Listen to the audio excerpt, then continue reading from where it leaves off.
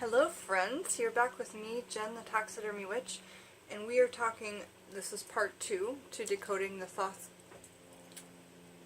deck, and we are on part 2 of the Fool. Okay, so I'm doing this in black and white so that we can get used to the cards, and again, you can see pictures of these cards in just about any video in color. And we're finishing talking about the Fool. So we left off, and we were last talking about consciousness. We finished that. Now we need to talk about profession, okay? At the occupational level, this card means that we enter a new era of experience and open ourselves for change, leading us into the unknown. The relative circumstances of life could be destructive or creative or both together. The Fool always indicates refreshing experiences, although they can have chaotic characteristics. They represent no true danger, even when we fall on our faces. His deeper significance is found in the insight that common conceptions of security and success are only misleading promises and tarnished splendor, which can never give us the key to true fulfillment and satisfaction. We're reading out of Crowley Tarot, the Handbook to the Cards, and really this book is great because it helps you understand the deck. And in the video before, we read out of the deck that comes with the book, and a little bit out of this vintage book that I've got. So, relationships. In the area of our professional relationships, the Fool primarily shows his happy, zestful side. Since the calculating, scheming, and hair-splitting rationale of the spheres does not pervade this card, the quality of the Fool is shown in spontaneous flowing feelings and the opening of the heart. This not only expands the space of inner experience, but also brings a time of joy within it. Although he can stand for irresponsibility and carefreeness tending toward unreliability, the Fool usually indicates, because it's the beginning of his journey, he's not yet learned things yet. We've not been through the whole arcana, life, experiences, trials.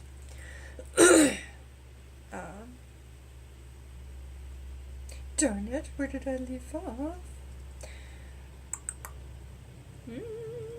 Here we encounter each other with...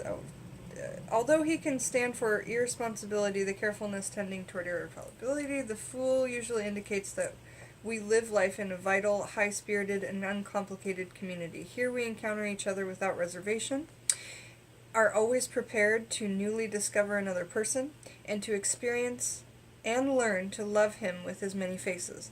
On the level of events, this card can represent new beginning of a refreshing relationship or an enlivening word phrase within an existing partnership that, for example, can be invoked by the conception of a child. Such a long sentence. So really try to take notes of that. I watch my videos back and take notes of this, or I highlight in the book, but saying it is like teaching it to you. It helps me learn. So maybe you can teach it to somebody too. It will help you learn. Okay, and so we're on to the next page of Zero the Fool, which has really got a lot of things that I can't decode on my own, but I'll try and read them to you.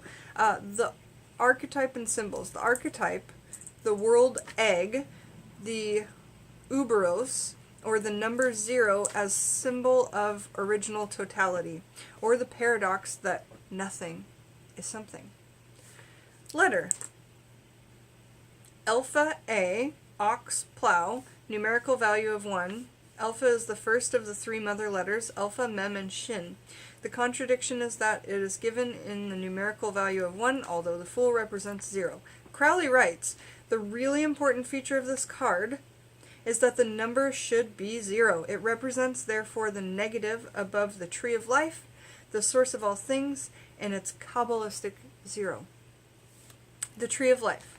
Kether, on the threshold of the Komakala. So, I know that this is really sounds confusing,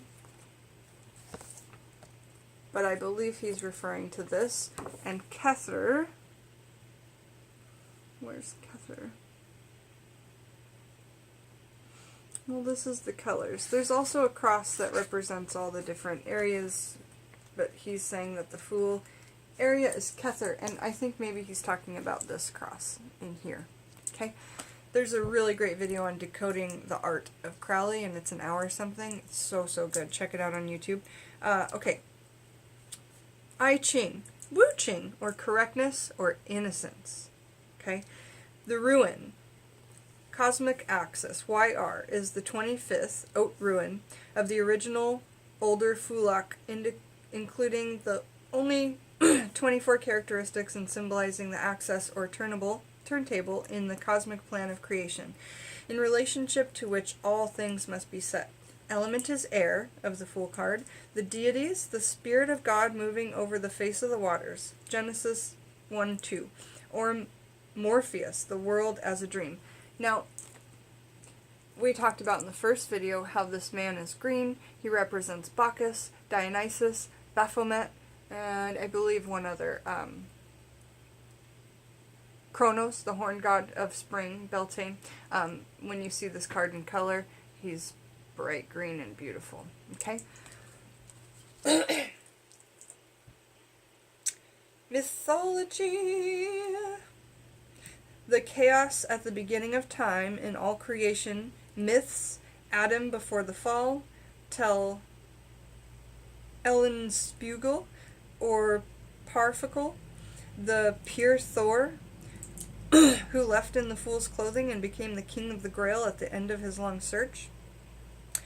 Cult sites, the boiling mud pool in the thermal region around Rotorua, Wharekirauwera in New Zealand. Hey Maddie, do you know where that is? Or the excursus of the Pitha and Delphina, from which intoxicating vapors rise. Sabbath, 1st of April, April Fool's Day. And remember, we talked about this card, also representing Dionysus, Baphomet, Bacchus, Kronos, and the April Fool. Okay, so look into the April Fool and what that means in regards to tarot, yeah? Because I thought that was super interesting. Ritual, to do nothing. In contrast to the controlled, not doing, CF with card 21, the universe, we are either dealing here with inner images and silent meditation, or also self-destructive dissolution by way of alcohol or drugs. This is reminding me of a lot of people in the beginning of their life, kind of playing too much and then kind of calming down and going through their journey. So many of us have been there. Everybody I know, really, you know. Okay, so section 2, because that was all archetypes and symbols. Now section 2 is associations and perceptions. The picture, The Green Cherub by Ernest Furcus. Writing, Symbolic Oracle, a collection of 14 books of prophecy in dark complexity originating during the time of 200 BC to about 400 AD. Music, Rheingold, Overture by Richard Wagner. Because of the E major chord without modulation and change of chords, the embryonic feeling of somehow floating inside the time of Aries, the image of original chaos that forms itself from the void. Fragrance, Ether, anesthetic. The intoxicating vapors from the crevets that put into the Pytheria into a transient state which they stammered their oracle epigrams. Gems, Rhine, Pebblestone, or Emerald. Emerald makes sense because the Fool is dressed in green. To me. Astrology, Pisces in transition to Aries. On another level, also Uranus, Mercury, in the sense of openness, curiosity, spontaneity, and craziness. Sounds like the Fool to me. In relation to Neptune as an expression of being guided. Quotations. Order is the pleasure of reason, but disorder is the delight of the imagination. And that was Paul Claudel. Another quote, the beginning is what people are missing. Not only that it would be that difficult to find it, but the only obstacle in the illusion that we must search for it. And that was Gustav Meyrick. Guess what, guys? Next we have the Magus, which is, now this is kind of one of the first changes, right? So, next card we'll talk about. The Magician in Rider-Waite, and the Magus in Crowley's deck. I suppose we have time to also talk about Out of Rider-Waite. This book is really cool because we're still talking about the Fool. Instant Tarot. This is something I got, but you can't exactly relate it to Crowley's deck, but it is helpful. I'm not going to fib. So it tells you in this book if the Fool is in place 1, if the Fool is in place 2, 3, what this all means. So I'll read this to you because we have time, but it is not connecting directly to the Thoth deck. Okay, this is coming from a writer of Rider-Waite. All right. So take this as you will, we just have time to read it, yeah? Position 1, you need to trust. So if you do a card layout and the Fool is in position 1, the first card that's laid, and the first card that's flipped. You need to trust that you are a spirit born into flesh to enjoy life and grow in experience. Take a chance and see what happens. Be as open as a child is. Risk something a bit foolish, naive, or optimistic. A sense of humor is vital. Now, when it's in position number 2, what surrounds you? You are surrounded by forces that require and support trust, innocence, and adventure. Focus on the present moment with childlike wonder. Decide what spirituality means. A foolish person may help or need, may help you. No, a foolish person may help or need help. If it's in position number 3, what crosses you? Trust or lack of it blocks progress. Too much trust or trust put in the wrong places ensures disaster. Lack of faith robs potential allies of support and your spirit of determination. Acting foolish, naive, or reckless wastes time. Now if it's position 4, your foundation. Crucial to this situation is trusting that innocence, faith, and truth will triumph. A sense of humor is crucial too, but do not overanalyze or search for hidden meanings. Balance the innocence of youth and the wisdom of years. If it's in position number 5, what is behind you? The time for innocence, foolishness, or naive is past, but it has brought things to where they are now. You know too much now to act dumb or ignore the reality of the situation. Truth must be earned. Do not look back. Position number 6. What crowns you? It would be good to trust and go on a merry adventure, letting go of all responsibilities. Visualize yourself as a spiritual being, a child descended from worldly and divine forces that guide and protect you from harm.